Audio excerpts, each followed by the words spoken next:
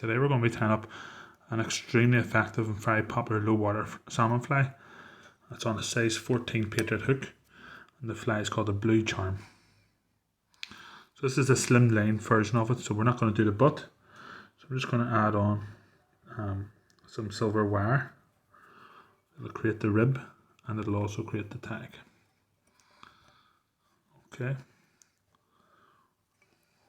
So 4 or 5 turns to create that tag and tuck it in underneath that last turn. Okay, then we're going to double that back, and that's going to create our rib. Okay, then I'm going to create a bit of a bed for the tail. So for the tail for the fly, it's golden pheasant crest feather. I'm actually only going to use one because it's quite a small, it's a size 14. So I'm going to just remove those feathers at the bottom just to make sure that they don't get caught up in around tannin. Okay. I'm going to just check the shape of the tail. I want to make sure the right shape. It's pointing upwards basically so it'll meet the wing. Okay, that looks good to me. So then we just trim off our excess. Okay, and then we get some of our black floss and screw that in on top. So you have your floss at the top and your silver wiring at the bottom. Okay. And normally if you had a bigger fly you could put on like a yellow butt there. But I'm assuming if you're using a size 14 it's going to be extremely low water fly anyway.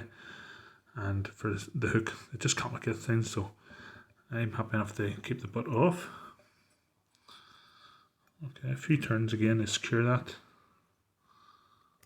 and cut off the excess, and then follow up with a few turns of the ribbon, probably 4 or 5 if you can.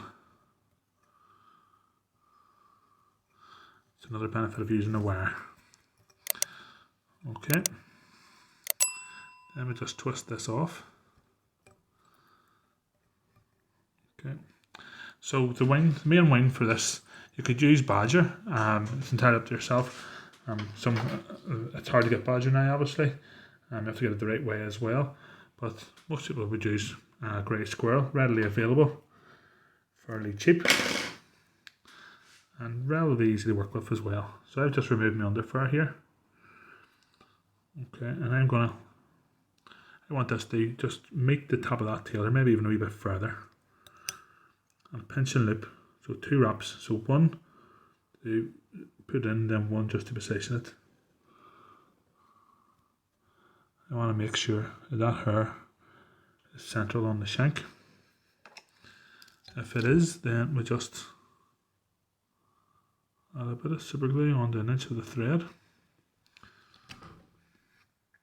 holding that wing so it doesn't slip. Okay, no super glued thread wraps are essential for tying in squirrel. Okay, I'm going to continue to hold that. I'm going to bend this up, and that super glue will also drag with the fibres pointing upwards, so it'll be easier to cut off. Okay.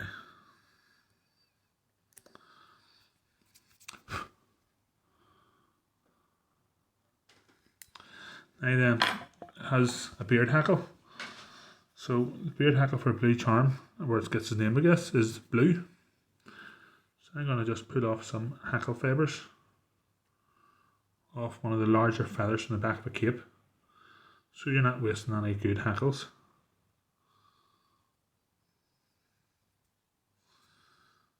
Okay. I'm just going to secure this in using my other hand, the pinch and loop. Difficult enough, but if you get it, it'll be worth it.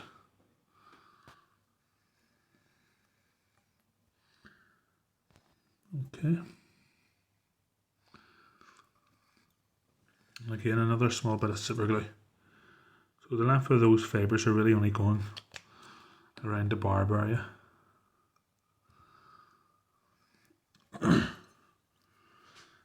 Then once the fibres are secured in, I can trim off my excess.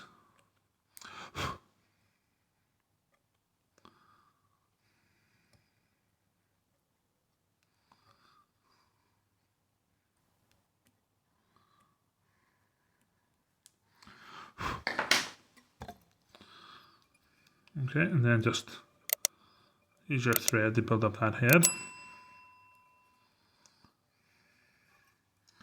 Get your whip finish tool.